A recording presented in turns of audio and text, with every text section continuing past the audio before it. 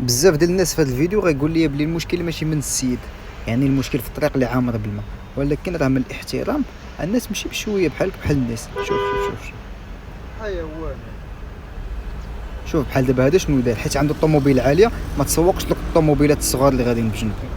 هنا مول 200 اللي كان غادي بجنبو تلاح ليه الماء لان كان مهبط الزاج للطوموبيل. وكيف ما كتشوف في الفيديو راه تبعو ووقف عليه. خليك مع الفيديو.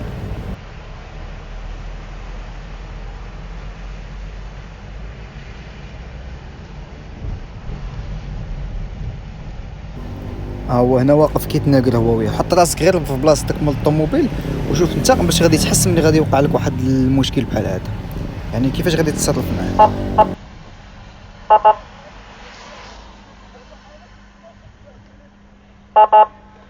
بلا ما تدي عليه بلاش اسير.